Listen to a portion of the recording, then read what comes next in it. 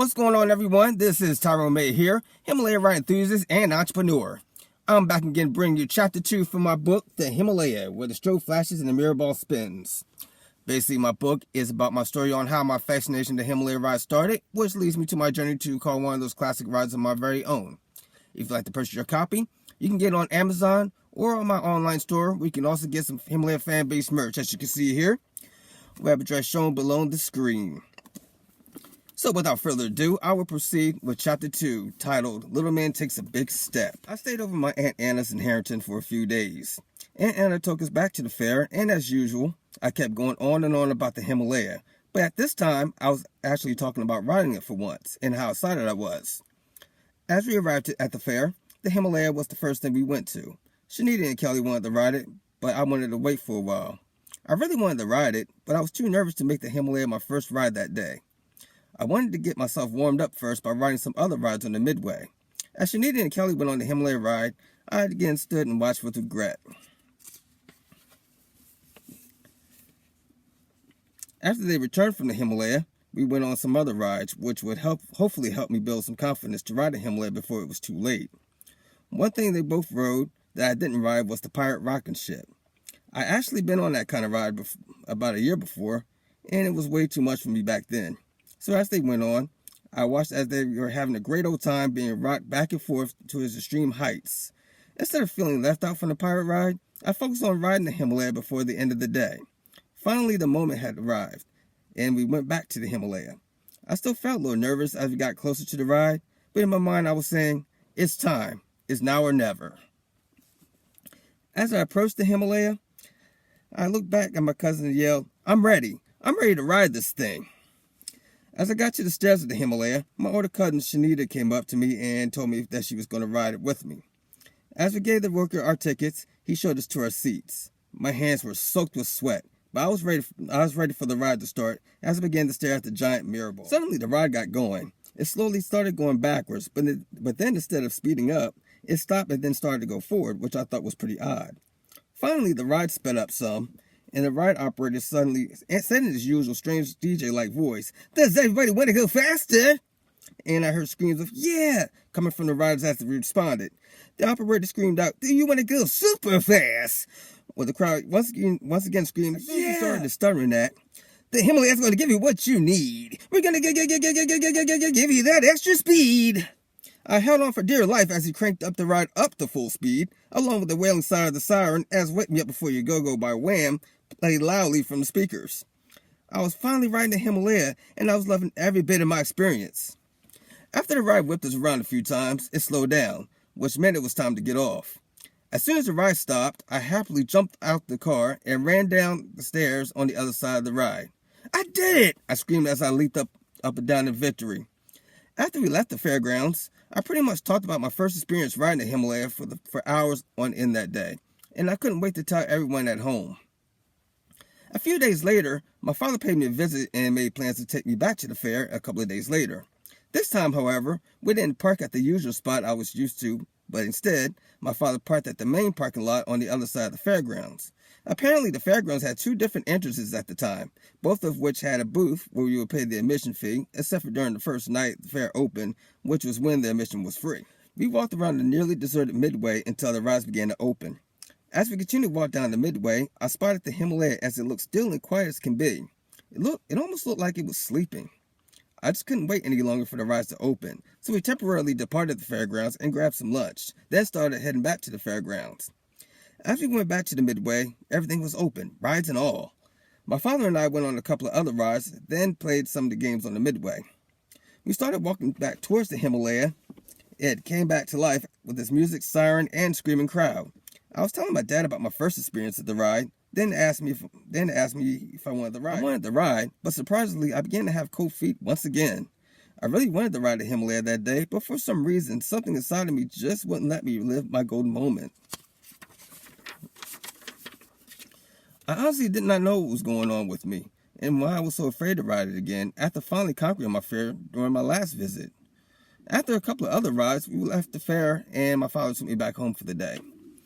This time, I really regretted backing down from riding the Himalaya, because I constantly kept thinking about that ride 24/7. Days later, the fair left town, and I knew I wasn't going to see that ride again until the following year. A month later, our church planned a trip to an amusement park by the name of Hershey Park. I was excited because I'd never been there before, but I had seen commercials of the park. So I kind of had an idea what kind of place it was and what kind of rides and activities this place had.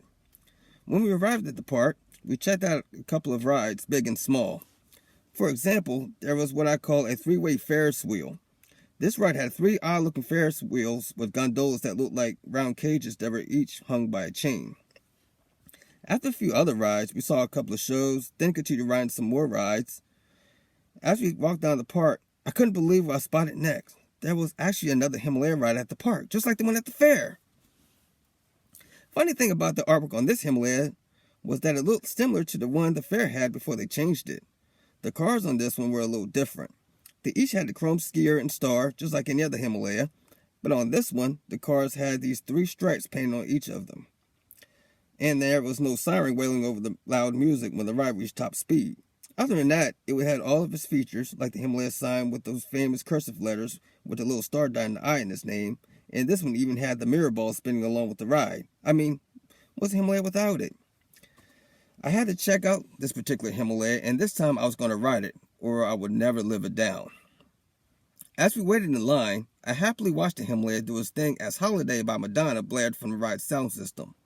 Personally, I wish I could see what this Himalaya looked like at nighttime, but as long as the ride was there and I had a chance to ride it, it really didn't matter. Finally, it was our turn to ride as we went on and took our seats. I sat in one of the cars with my mother and some of my older relatives and waited anxiously for the ride to start. I can't really recall, but I think this Himalaya only went forward, but I'm not sure. As the ride finally started, slowly as usual, I just couldn't wait for the operator to speed this thing up. As soon as the ride got faster, I was having the time of my life. But at the same time, I was squeezing the daylights out of my older cousin Tess, who was sitting at the end of our seat. I suddenly heard over the loud music, "Scoot over, you're squishing me!" I was having too much fun, so I really didn't pay that much attention to what she was saying. Finally, the ride started to slow down for the last time as the ride came to an end. I looked over to my mother, as well as my older cousin and godmother sitting in the car behind me as they started laughing as a sign of relief because the ride had finally came to an end. As for me, I was ready to ride it again, but my mother told me that we would ride it later before we left the park if we had some extra time. The last ride we actually went on happened to be a roller coaster, which was the first coaster I've ever been on and my last for a while because it scared the daylights out of me, simply because I wasn't ready for that type of thrill. I already once conquered my fear riding the Himalaya at the fair, which was good enough for me. Hours later, we finally left the park, but sadly, I didn't get a chance to ride the Himalaya again that day. At the same time, I just couldn't stop thinking about how familiar the inside artwork looked compared to the Ferris Himalaya ride before it was repainted.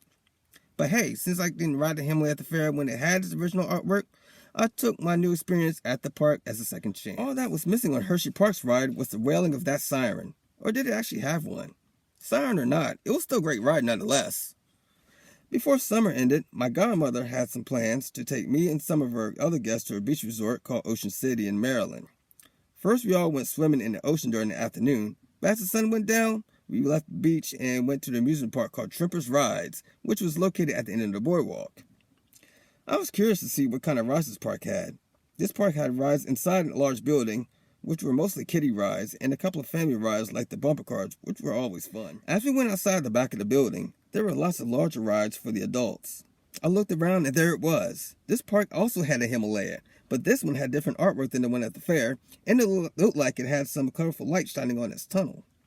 This Himalaya ride also had the traditional snow-themed artwork, the cars with the silver skier, and the mirror ball spinning in the center of the ride. The outside of this one was built a little differently than the ones I normally saw. The sign had totally different lettering, which featured these big rugged letters instead of the cursive letters I was used to seeing on the Himalaya at the fair. Also, this particular one had these white flashing snowflakes all over the top scenery panels in various sizes, which surrounded the main Himalaya sign. And instead of the stairs on each side of the ride, there were 2 wide sets of pink stairs that almost took up the entire front of the ride. I've never seen a Himalaya like that before. I wanted to ride it, but my godmother wouldn't let me. I guess she had enough of the Himalaya during the Hershey Park trip. So instead, I stood in front of the ride and watched with awe as the painted scenery slowly changed different colors, thanks to the special light this particular ride had. When the ride accelerated, I noticed there was no strobe lights flashing, nor did I hear a siren. I guess maybe this one didn't have any of them, or maybe somehow stopped working. After a few other rides, we left the resort town and started taking that long road back home to Felton, Delaware.